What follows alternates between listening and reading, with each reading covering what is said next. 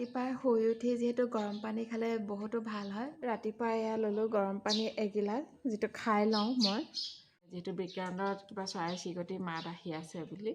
আমাৰ দৰে মধ্যবিত্ত মানুহে মানে শ্বিলঙলৈ যাবলৈ যিহেতু অকণমান অসুবিধাই পায়। শ্বিলঙৰ এটা বহুত ভাল মানে ৰেচিপি বনিব গৈ আছে, জেষ্টিম ৰাইচ বুলি কয় সেইটো। Hello' everyone, good morning. ৰাতিপুৱা গৰম পানীৰ গিলাচটো লৈ অকণমান বহি লৈছোঁ কাম কৰি পেলাই নি। মানুহজন যিহেতু গ'ল আপোনাৰ বজাৰ কৰিবৰ কাৰণে। আজি বহুত দিনৰ মূৰত মাগুৰ মাছ খাম। মানুহজনে যিহেতু লৈ আহিলেগৈ, এখিনি আগতে অনা আছিলে আপোনাৰ, আৰু এইখিনি মানে এতিয়া লৈ আহিছেগৈ। এইয়া এনেকৈ মাছখিনি এতিয়া ধুই ল'ম, যাতে মই ভাজিবলৈ সুবিধা হয়। এনেকৈ ধুই পেলাই নি ইয়াতে থৈ, মনটো আজি অকণমান ভালেই লাগি আছে, কিয়নো যদিও আমি শ্বিলঙলৈ যাব নোৱাৰিলোঁ, তথাপিও শ্বিলঙৰ এটা ৰেচিপি বনাম। এতিয়া এইখিনি ইয়াতে হালধি দি ল'ম, মই অকণমান দিম, যিহেতু ঘৰৰ হালধি বহুতো ৰং ওলায়। মাছখিনি কাঁহী যিহেতু সানিবলৈ অসুবিধা হৈছিলে হালধি নিমখ দি পেলাই নি, এনেকৈ সেইটো কাৰণে মই গামলা এটাত লৈ ল'লোঁ, যাতে ভালকৈ সানিব পাৰোঁ নিমখ আৰু হালধি মিহলাই। এনেকৈ ভাগ ভাগ কৰি ল'ম, যাতে মই ভাজিবলৈ সুবিধা হয়।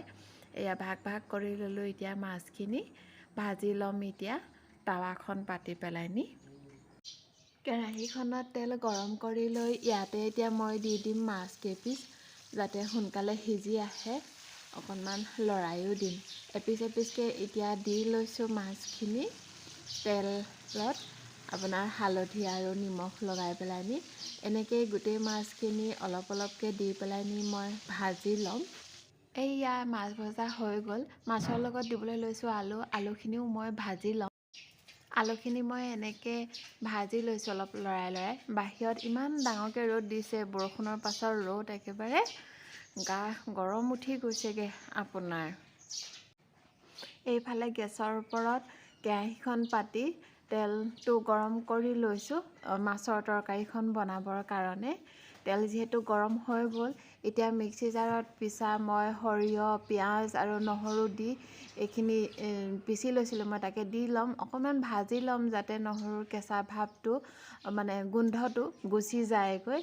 এইখিনি অকণমান বাচি গৈছেগৈ, এইখিনি মই পানী অকণমান দি লাষ্টত দি দিম মাছৰ তৰকাৰীখনত মানে। এইখিনি এতিয়া অকণমান ভাজি লওঁ, সৰিয়হ যিহেতু আছিলে ন ইয়াতে। তাৰপিছতে ইয়াত অলপ ভাজি লোৱাৰ পিছতে ইয়াত হালধি মিক্স কৰি দিম মই।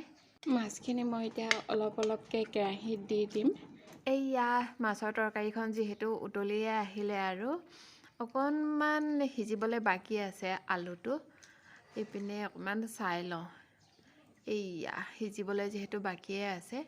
মাছৰ তৰকাৰীখনৰ লগত খাবলৈ মই শ্বিলঙৰ এটা মানে ভাল ৰেচিপি বনাম, যিটো নেকি জেষ্টিম ৰাইচ বুলি কয়। খাই যিহেতু বহুত ভাল লাগে, অকল তাত হালধি মিক্স কৰি খায়, যিটো নেকি আমাৰ ইয়াত নৰ্থ ইষ্টত প্ৰায়ভাগ মানুহে নাখায়। এইটো এতিয়া অকণমান ঢাকি লৈ কুকাৰত বনাম আৰু। গেছৰ ইটো চৌকা জ্বলাই কুকাৰটো পাতি ইয়াতে দি দিম এতিয়া চাউল জেষ্টিম ৰাইচৰ কাৰণে। চাউল মই বেছি লোৱা নাই, যিহেতু আমাৰ মানুহ কমটি, সেইটো কাৰণে কমকৈ বনাইছোঁ। আপোনালোকৰ যদি সৰহ মানুহ থাকে তেতিয়াহ'লে সৰহকৈ বনাব পাৰিব। চাউল দি হৈ গ'লগৈ, তাতে দি দিম এতিয়া পানী।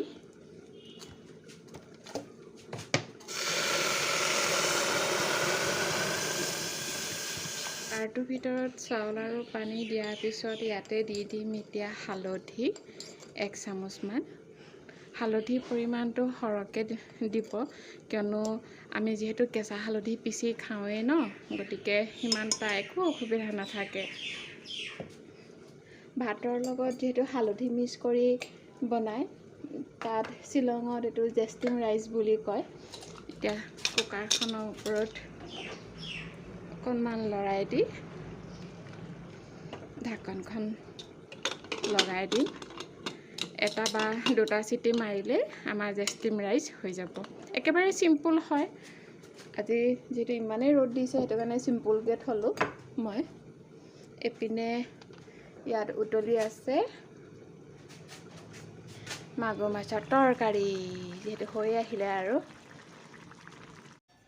এইফালৰ বাটিত মই কাশ্মীৰী জলকীয়া গুড়ি তাৰপিছত জিৰা আৰু ৰেড চিলি একেলগে লৈ পেলানি বাটি এটাত পানী দি মিহলাই লৈছোঁ তৰকাৰীখনত দিবৰ কাৰণে।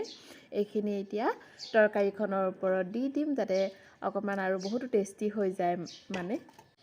এইয়া আমাৰ জেচিম চাউলৰ ভাত হৈ গৈ পেলাই লৈছোঁ ভাত, এইপিনে লৈছোঁ মাছ ভজা আৰু এয়া তেতেলীৰ মিঠা আচাৰ। তাৰপিছতে এইপিনে আছে মাগুৰ মাছৰ তৰকাৰীখন। অকণমান যিহেতু খাই লওঁ, খাবলৈ বহুত সোৱাদ লগা হৈছে। আগতেও খোৱা হয়, অকণমান খাই লওঁ আজি।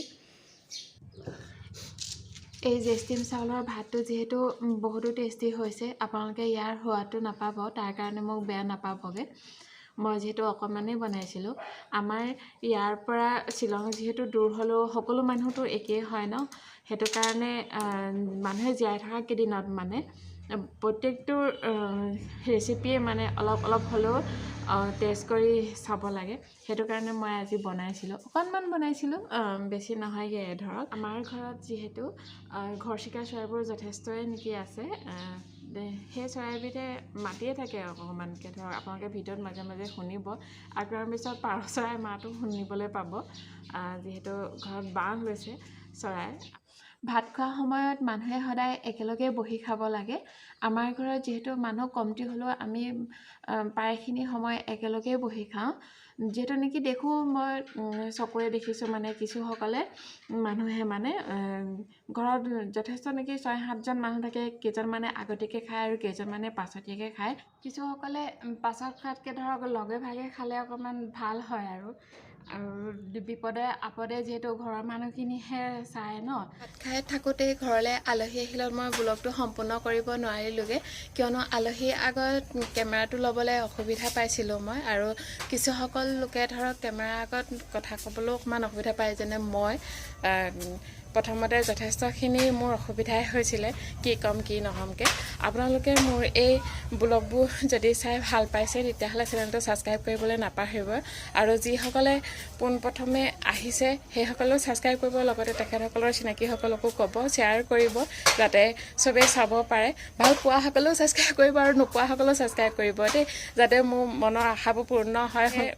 আপোনালোকে আশীৰ্বাদ কৰি আপোনালোকে সকলোৱে ভালে থাকক, তেতিয়াহ'লে ময়ো ভালে থাকোঁ, যাতে আপোনালোকৰ আগত মই নতুন নতুন ব্লগবোৰ দি যাব পাৰোঁ, তাকে আশীৰ্বাদ কৰিব। সকলোৰে পৰা আশা পাম, মানে সহায় পাম বুলি বহুত আশা কৰিছোঁ। আজিলৈ আহোঁ তেতিয়াহ'লে, বাই বাই।